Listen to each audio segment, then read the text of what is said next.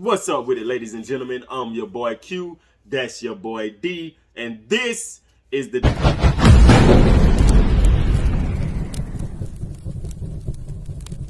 And today we got a rollout. Yeah, Layout.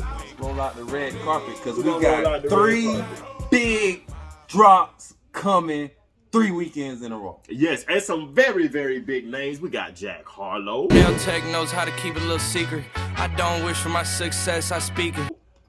We got Future Hendrix. Yeah, but all this one is me. Got a Glock under a pillow, she blunt for my game. Not trying to... And the soon-to-be GOAT. Soon to be gold. The soon-to-be greatest rapper alive, Kendrick Lamar. Syrup sandwiches and crime allowances. Finesse a nigga with some counterfeits, but now I'm counting this. And I am looking forward to all of these albums. But before we get started, I want to give a quick shout out to Pusha T, who is on his way to having his first #1 album if he has no interruptions. And that album was amazing. However, I never thought Pusha T would have a #1 album. Pusha, that was a good album. What was your favorite track off of it? My favorite track off of that album is Neck and Wrist with Jay-Z. Mine was Rock and Roll, obviously. But man, I'm gonna miss those Kanye and Cudi collabs. But it was either Rock and Roll or Scrape It Off the Top. Oh, great songs, great songs. Y'all go check out that Pusha T album and let us know what you think. Or more importantly, let him know what you think. We're going to go ahead and we're going to dive right into it. First up, we're going to bring up Mr. Jack Harlow. Now, Why him first? Jack Harlow is first because he's the least anticipated of the three. Facts. So, bringing up Mr. Jack Harlow, everyone knows Jack Harlow. TikTok famous. I would blame TikTok for most of his career. Yep. He has earned himself 2 #1s with Industry Baby featuring Lil Nas X, or featuring him with Lil Nas X. And First Class had just went #1 last week. Yep. Okay, and then It's a really catchy song. Like, I think it's a sample, but it's a really catchy song. I mean, I don't really love it, but like if it's turned on, I don't turn it off. Yes, but he also has came very close to reaching #1 on his own again with What's Poppin' remix. Well, damn, I guess that ain't on his own, but that charted at #2. He had some hitters on that, and everybody went in on Yeah, that. Everybody went in on that. And that went #2, and then he also managed to climb the charts, not as high, but with Tyler Hero, he debuted on or topped out at 34, which is still pretty high. I think that's one of his highest streamed songs, Tyler Hero. I forget about it. I was looking at this shit that I was like, damn, Hero's like at his top 4 and 5. So. Yeah, it's pretty great. So when you do things like these, people look forward to you and your album. I'm not going to speak too much on Jack Harlow because I'm not 100% sure what I feel about him yet. Once I study this entire project, I'll have a better idea on what to say about him. But I do wish him the best on his endeavors. I, however, do not think it'll peak at #1 as an album. Yeah, that's what I'm saying. He may have trouble going against. I mean, I don't know. I think he probably will peak at #1 because of the hype and how they're gonna push it. So I think everybody's gonna listen to it. But I'm gonna say on Jack Harlow. Jack Harlow's everything people tried to claim Eminem on. Like Jack Harlow, the reason why now, don't take this no type of way. Take it every kind of way. If you want to. Now, I just think that the fact of him being white and the fact that him having a little flow elevates him. I don't think he's the most lyrical. I think he's B- at best. I think the fact that he's white helps him get more sales, and that's what everybody tried to say about him. You don't think that helped him? But not on the level of Jack Harlow. Because even if he was black, it wouldn't have mattered. He would have been one of the greatest rappers ever. Yeah, he just would have sold half as much. So they say. But I don't know. But I mean, no disrespect. I gave Jack Harlow last album a listen, and it just wasn't the best for me. But we're all gonna be listening, and we hope it's solid. Yeah, I hope it's everything that you claim it to be. Facts. Moving on from Jack Harlow, we have Future Hendrix, Mr. Dirty Sprite, Mr. Freebase, Mr. Toxic, Mr. I gotta have every bitch I want. Hey. My motherfucking nigga. Mr. How you fumble Sierra? That bitch still mad. Boy. How you fall in love with a nigga drinking coke? Boy, no, what is it? What is it? Creatine over codeine? Easy, nigga. Stop playing. Don't ask me because I don't listen to him.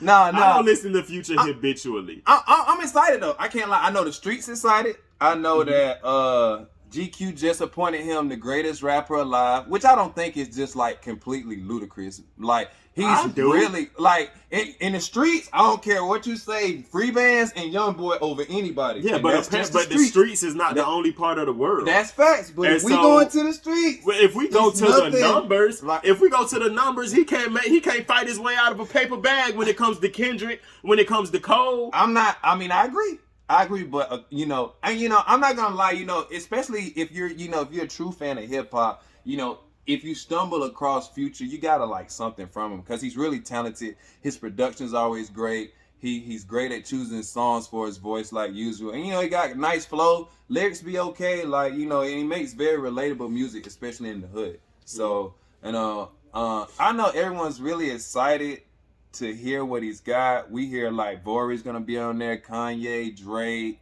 I think Gunna. He's gonna have some really good features. I really want to see if he go out of box again, because honestly, he made some over the past couple years, damn near a decade, he made 2 collab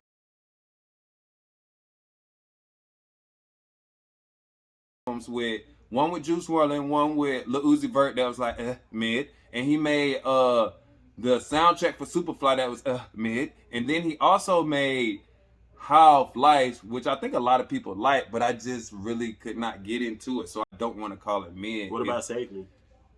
Who? Save Me. I don't know what that is. Oh wow. Yeah. That was Future, but that shit wasn't it, bruh. So I don't know. He works really hard, and I think he has the streets ears on lock, and these trap beats coming. I'm gonna go out on a limb here, and the title of the album is I Never Liked You. Yeah.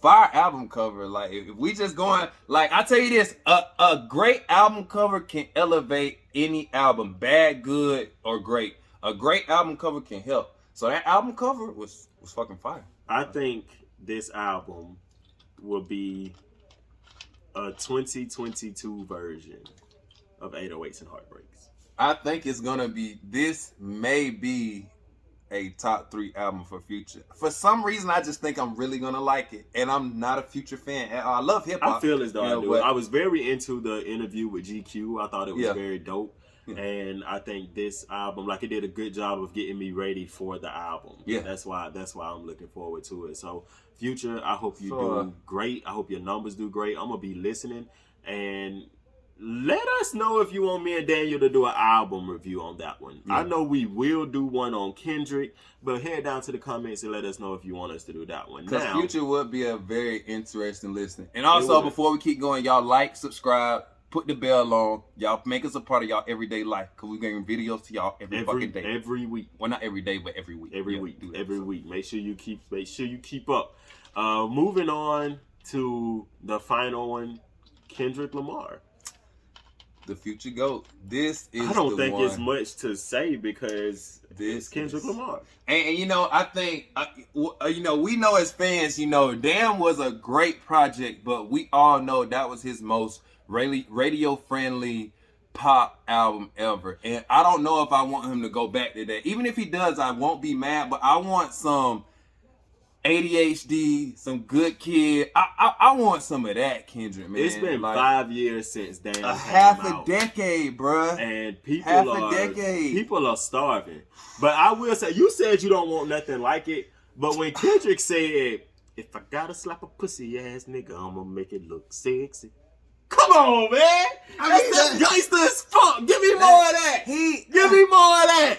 It was great. And I think if he drops a project like that, I think he'll get more people who are not Kendrick Lamar fans to listen, because like I said, it's the most, easy to listen to on the ears. But I mean, it's always, I want to hear what's been going on these 5 years. I don't think it'll be anything like we've ever heard from Kendrick before. I think this is gonna be, if it's To Pimp a Butterfly on steroids, I think this is gonna be like a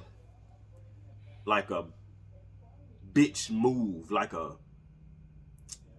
I got a bone to pick I don't want you mucky mouth motherfuckers sitting at my throne again. You I think it's gonna be mouth mammy fuck. I think it's gonna be that. I think it's gonna be that in an album.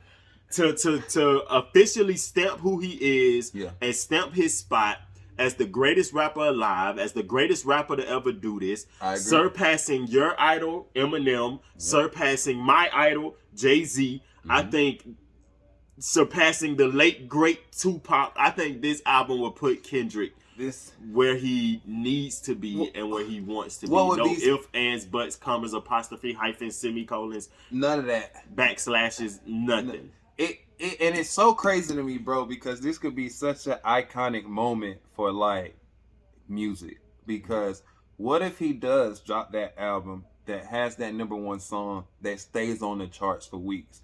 What if he drops that album that sells 1 million in a week? And I don't think no hip hop artist has done that since Drake. I think since Views.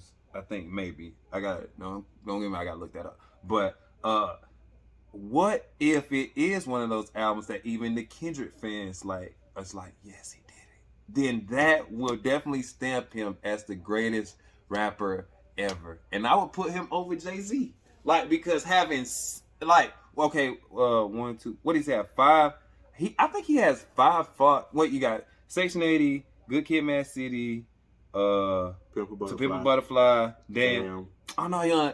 Okay. Not to pass Jay-Z, but I think if he makes a great album and all that I just said happens, that nigga is in the top 5 now.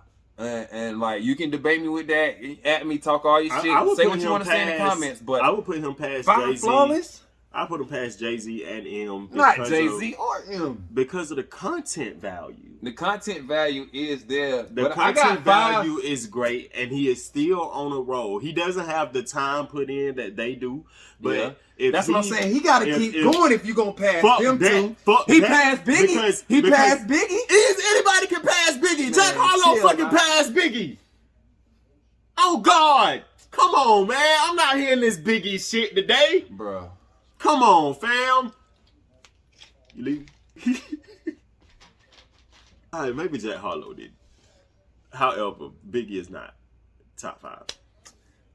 That's a debate for another day. That shit just got me so hot. I'm just like, but the Kendrick Lamar one is the one that we're all waiting. I mean, maybe, maybe it's not, and maybe some people aren't as hyped because, of like, because you're not really fans of that type of hip hop. But I still think if you're not, you can find something on there that you like. Yeah, so y'all go down to the comments and let us know which album do you anticipate the most. Would that be Jack Harlow? Would it be Future? Or would it be Sir Kendrick Lamar? Go down there, let us know. Make sure you like, subscribe, comment. I'm your boy Q. That's your boy D. May the best deal todays be the worst deal tomorrow's. Peace. Bye!